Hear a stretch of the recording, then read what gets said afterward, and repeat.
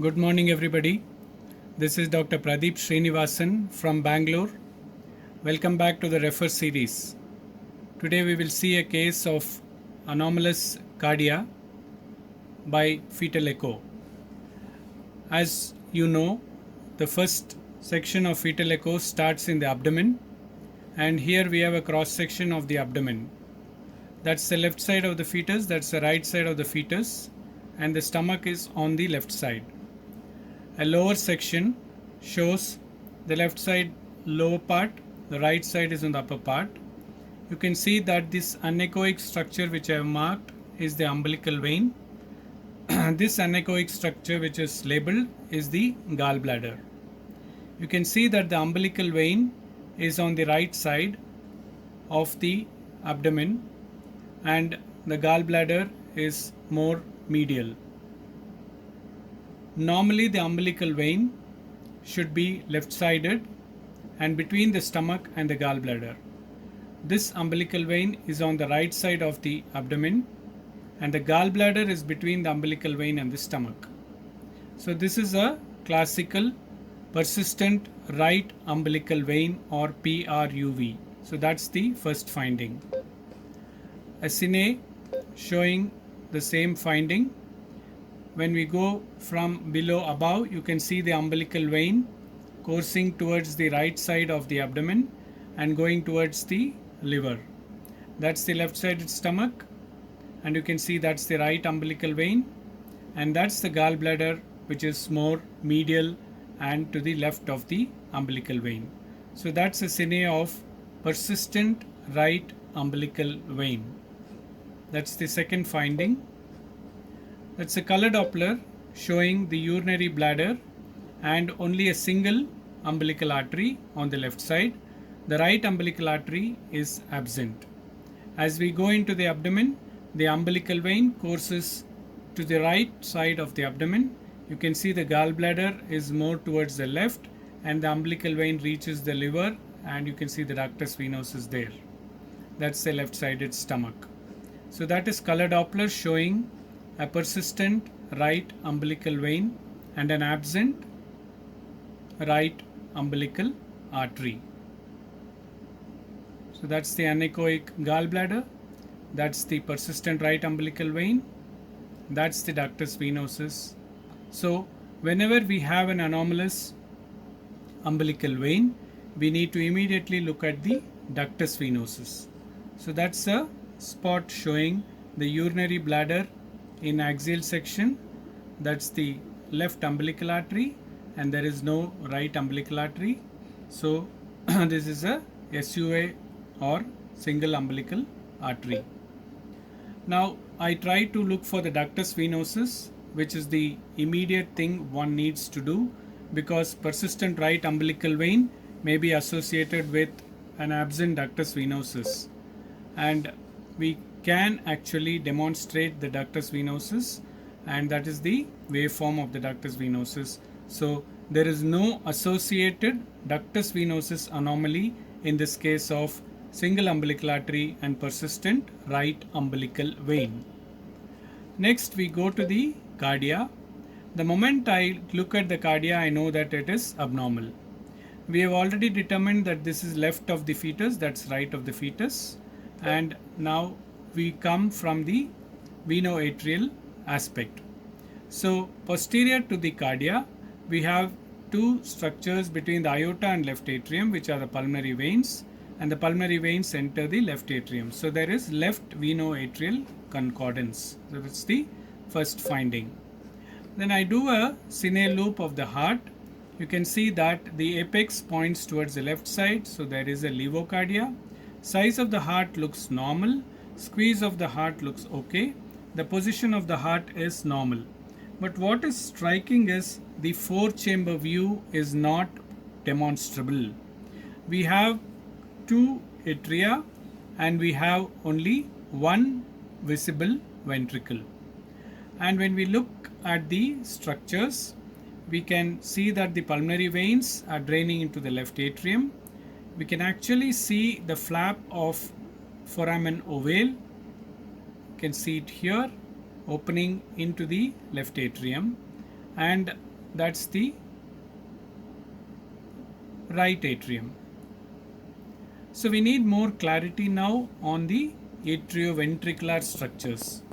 On closer scrutiny, we can see that there is only one valve which is on the left side, which seems to be opening and closing, and the other valve on the right side between the atria and ventricle appears to be non-functional, or in other words, atretic. Now we have understood that the pulmonary veins are opening to this chamber on the left side, which is the left atrium, and so the valve connecting the left atrium to the ventricle is the mitral valve, which is functional. So the other valve does not seem to be opening and closing properly. Now I start labeling my structures. So this is atrial systole, where the atrioventricular valve is widely open. So you can see that the mitral valve is open, but the tricuspid valve is not opening, and it is replaced by an echogenic thick structure. And we find a single open mitral valve, that is a left atrioventricular valve in atrial systole. During the ventricular systole, you can see that the mitral valve actually is attempting to close, that's the early ventricular systole, and the tricuspid valve remains the same with no movement, and it's a thickened abnormal structure. So that makes us understand that there is a tricuspid atresia and a functioning single mitral valve on the left side. Also, you see that the ventricle seems to be devoid of an interventricular septum. So we need to scrutinize next at that part. So here we have the mitral valve opening and closing during the cardiac cycle, and we have the tricuspid valve not opening at all. So that's a tricuspid atresia, and that is confirmed with this Cine loop. And you can see that the ventricular chamber appears single, but we need to throw more light on the ventricular chamber. Next, I rotate the probe and get my LVOT view and my RVOT view. I realize that the LV opens out into the aorta in its normal direction and course, and the ascending aorta is good in caliber. When I try to show the RVOT view, the right ventricular outflow tract is very small. However, the pulmonary artery appears decent in caliber. I take my measurements and look at my z-scores. The left ventricular outflow tract and ascending aorta appears normal. The pulmonary artery appears normal, but however you can see that the right ventricular outflow tract is very small. Then I go up into the heart to look at the 3-vessel tracheal view, and I find that there is a normal ductal arch and a normal aortic arch. That's the V confluence on the left side of the trachea. So I know that there are two outlets, and the two outlets are giving me a normal morphology, telling that there is no transposition or any other anomaly here. Go back to my 4th chamber and analyze the color Doppler. You can see that the blood entering the right atrium from the IVC, SVC, and from the maternal circulation is going across the foramen ovale into the left atrium and then into the left ventricle, and we do not see a good right ventricle here. So I do my Cine analysis, and then you can see that blood flows from RA to LA into LV. There is no blood flowing from RA into RV, and you can see the small nipple of tissue coming bulging out from the LV, which is the small right ventricle, which is fed across a VSD from the left ventricle. So this is a tricuspid atresia with a severely hypoplastic right heart. So that's the hemodynamics in the heart. The blood flows from RA to LA to LV across VSD into a very small right ventricle. Now let's see what happens to the outlets. So that's how the heart is and looks like a single ventricle morphology, but carefully if you look at, there is a right ventricle which is very, very small. And then when we look at the outlets, I can actually see a great vessel crisscross, and we can see that in the 3-vessel tracheal view This is the ductal arch, and that's the aortic arch. Both are having flow in the same direction away from the heart, and there is a confluence. So the outlets especially appear to be normal, and the confluence and the V confluence is intact. You can also see the right branch pulmonary artery coming off from the main pulmonary artery. There it is. So the outlets seem to be okay, and this is possible because of the VSD, and whatever goes across the VSD into the right ventricle, which is very small, is coming out into the pulmonary artery and the ductal arch. You can see that there is no reversal in the ductal arch, that's the aortic arch. Normally with the tricuspid atresia, if the RV is very small, if the egress is very less, then there would be a reversal of flow in the ductal arch, which is not there, saying that the right ventricular output is decent and maintained. I do my arch views. That's the ductal arch. You can see the right ventricle, that's the RVOT, that's the ductal arch, that's the descending aorta. So the ductal arch is normal. Then we go to our static picture, and then we do the aortic arch, and that's the aortic arch, which again is normal and complete with the great vessels. So the ductal arch and aortic arch are intact by these pics and these cines, where you can completely demonstrate both the arches and make sure that this anatomy is intact. That's the IVC, that's the right atrium, that's the aortic arch, that's one of the great vessel. That's again the ductal arch and the aortic arch together. So you rock the probe from midline to the left side, you will get the ductal arch and aortic arch alternatingly. Then we go and look at our the single valve which is opening and closing. I do a Doppler, and I find that the flow is not classically normal but a little chaotic, because this valve is taking the entire input of both the atria, taking it into the ventricles. We have an E wave, but we have a large A wave, and that's the mitral waveform.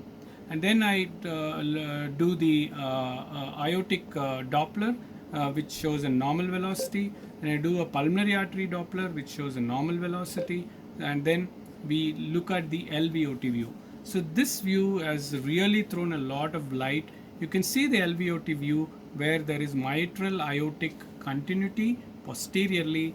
Anteriorly, the septo-aortic continuity is lost. You can see this anechoic gap between the interventricular septum and anterior wall of the aorta, and that anechoic gap is the VSD, and this small nubbin of a structure is the right ventricle. That's a large normal left ventricle, that's a very small right ventricle. This is the LVOT view showing a VSD as a septo-aortic discontinuity, and posteriorly there's a normal aortomitral continuity. Then we finish the fetal echo by demonstrating the hammock view or the bicaval view. That's the IVC, that's the right atrium, that's the SVC, which appears normal. And finally, we again recapitulate what we have done. That's the four-chamber view. It's an abnormal four-chamber view. That's the left atrium with the pulmonary veins. That's the right atrium. It's the left side of the fetus. That's the right side of the fetus. That's the ventricular system with a normal left ventricle and a very small right ventricle communicating with the left ventricle across a VSD. That's the mobile left atrioventricular valve. That's the fixed atretic right atrioventricular valve. So this is a case of single umbilical artery, persistent right umbilical vein, tricuspid atresia, a severely hypoplastic right ventricle, normally connected heart with normal veno-atrial concordance, a patent atrioventricular left concordance, normal ventriculo-arterial concordance. Thank you very much. If you are interested to learn fetal echo, please Google www.medinit.org, that is mediknit.org. I have a certificate course on fetal echo, on aneuploidy, and on anal sonography. Thank you very much. Happy learning. Jai Hind.